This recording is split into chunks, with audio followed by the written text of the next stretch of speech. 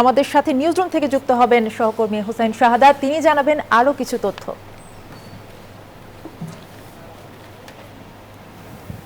অর্থে আপনাকে অনেক ধন্যবাদ। আজকে আসলে এক ঐতিহাসিক দিন, আজকে এক উৎসবের দিন, আজকে ভোটের দিন। এই যে ভোট যুদ্ধ শুরু হয়েছে সকাল 7:30টায়, সেটি কিন্তু এখন প্রায় আমি যদি বলি অলমোস্ট 6 ঘন্টা কিন্তু পার হয়েছে। আর 2 থেকে আড়াই ঘন্টা আসলে ভোট হবে। এই ভোটের উৎসবের খবর আপনারা যে সকাল থেকে জানাচ্ছিলেন, তারই একটি অংশ আসলে আমি দেখাতে চাই যে এই যে আপনারা স্টুডিওতে যে খবরগুলো পড়ছেন সেগুলো আসলে কোত্থেকে তৈরি হচ্ছে। আমি যদি একটু দেখাই যে এই যে দেখছেন আমাদের নিউজরুম, নিউজ 24-এর যে নিউজরুম, সেই নিউজরুমে এটি হচ্ছে এডিটরস ডেস্ক। এখান থেকে সারা দেশ থেকে যে খবরগুলো আসছে সেগুলো এখান থেকে এডিট হয়ে সেগুলো কিন্তু আপনাদের কাছে যায় এবং আপনারা সেগুলো প্রচার করছেন। এই যে আমাদের এডিটররা কাজ করছেন এখানে।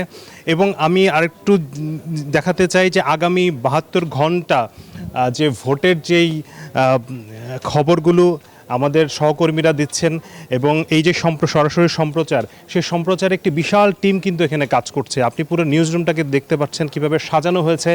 ভোটের যে আবহ সেটি কিন্তু পুরো বাংলাদেশে যেভাবে ছড়িয়েছে, নিউজ 24-এর নিউজরুমে কিন্তু ছড়িয়েছে, আপনি দেখতে পাচ্ছেন।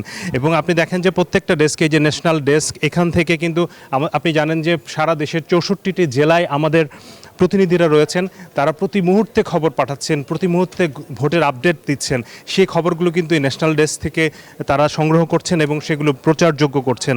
ইন্টারন্যাশনাল ডেস্কের যারা রয়েছেন তারাও কিন্তু এই ভোটের এই সময়টাতে, নির্বাচনের পুরো সময়টাতে আগামী 3 দিন কিন্তু শুধুমাত্র ভোটের খবর তারা ভোটের নির্বাচনের জন্য কাজ করছেন। আমি একটু দেখাতে চাই যে এই ডেস্কটা খুবই গুরুত্বপূর্ণ একটা ডেস্ক।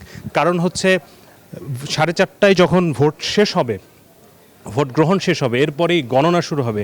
সেই গণনাটা যখন শেষ হবে তখন ফলাফল আসতে শুরু করবে। সেই ফলাফলগুলো যারা সংগ্রহ করবেন এবং সেগুলোকে যাচাই বাছাই করে সেগুলোকে আপনাদেরকে অর্থাৎ দর্শকদের জন্য প্রচার করবেন।